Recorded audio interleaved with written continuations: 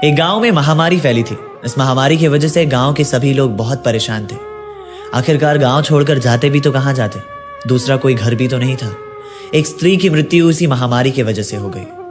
उसका पति अपने 4 साल के बेटे को लेकर ट्रेन में चढ़ा, क्योंकि किसी ने कहा था कि तुम्हारी पत्नी की मृत्यु हो गई है, उसके मोक्ष की प्राप्ति के लिए भगवान के धाम जाकर प्रार्थना करना, और जब भगवान से नजरें मिलाकर तुम उन्हें देखोगे तो तुम्हें और तुम्हारे बच्चे को बहुत सुकून मिलेगा। वो भगवान के धाम के लिए निकल तो पड़ा, और जब स्टेशन पर पहुंचा तो एक फूल वाले के यहां से उसने फूल लिया और अपने बेटे को छांव में खड़ा कर दिया।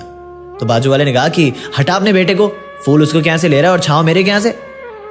उस व्यक्ति ने कहा कि भगवान सब कुछ देख रहा है। उसने अपने बेटे को कंधे पर उठाया और दर्शन के लिए निकल गया। इस भगवान की महिमा की वजह से उस मंदिर पर हर रोज हजारों की भीड़ इकट्ठी होती। हजारों की संख्या में लोग हर रोज आते और लाइन में लगकर धक्के खाकर दर्शन करने जाते। उन्हीं लाइन में ये व्यक्ति भी अपने बेटे को लेकर खड़ा हो गया। कड़कड़ाती धूप में लाइन धीरे धीरे आगे बढ़ रही थी। मंदिर के पास पहुंचने ही वाली थी कि धूप में ही अचानक से ये लाइन रुक सी गई। इसका बेटा भूख से बिलख रहा था। तभी पता चला कि एक वीआईपी आई है और जब तक वो दर्शन करके नहीं जाते तब तक लाइन आगे नहीं बढ़ेगी। और साथ ही ये भी पता चला था कि 1.5 लाख का 56 भोग का प्रसाद चढ़ाया गया था। सामने लगे टीवी पर उसका बेटा ये सारी तस्वीरें देख रहा था। वो प्रसाद, वो पकवान और वो 56 भोग वो टीवी स्क्रीन पर दिखाए जा रहे थे। वो बेटा अपनी डबडबाई आंखों से उसे भूखी नजरों से देखे जा रहा था। जब उसके पिता ने ये देखा तो उसे अपने कंधे पर बिठा लिया और कहा कि बेटा सो जा, देख सपने में यही प्रसाद तुझे खाने को मिलेंगे। उसका बेटा सो जाता है और तभी अचानक से थोड़ी देर बाद बड़ी तेजी से लाइन बढ़ती है। जब तक अंदर जाता है तो गार्ड चिल्लाते हुए सबको कहता है कि आगे बढ़ो, आगे बढ़ो, अब दर्शन, जल्दी जल्दी दर्शन करो।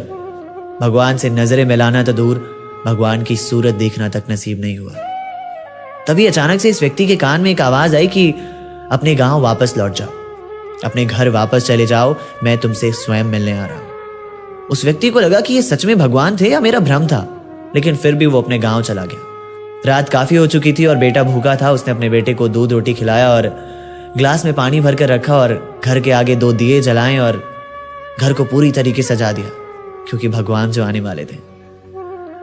वो बार बार यही सोचे जा रहा था कि क्या ये मेरा सच था या मेरा भ्रम जो मैंने सुना। फिर भी वो उसी उम्मीद से बैठा हुआ था। तभी अचानक से उसकी आंख लगने ही वाली थी कि उसके दरवाजे पर अचानक से एक दस्तक हुई। जब दरवाजा खोला तो वहां पर साधारण से एक व्यक्ति खड़े थे, लेकिन चेहरे पर इतना तेज कि वो बोल पड़ा कि भगवान।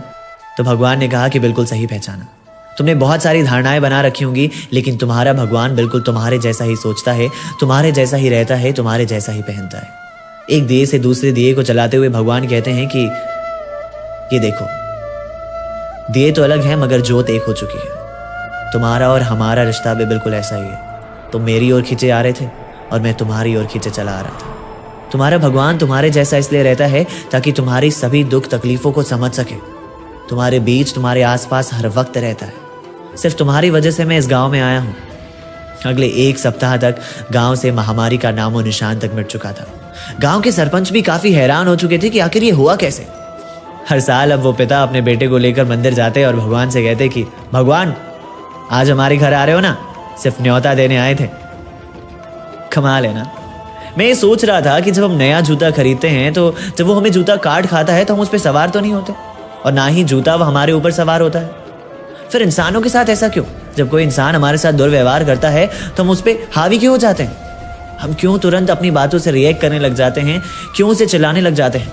अगर कोई ऐसा व्यक्ति मिले तो सिर्फ इतना ही कहना, भगवान तुम्हारा भला करे, हिसाब किताब वही करे। और वैसे भी इस कलयुग के दौर में इंसान और भगवान में एक ही तो फर्क है, भगवान का तन पत्थर का और इंसान का मन पत्थर का।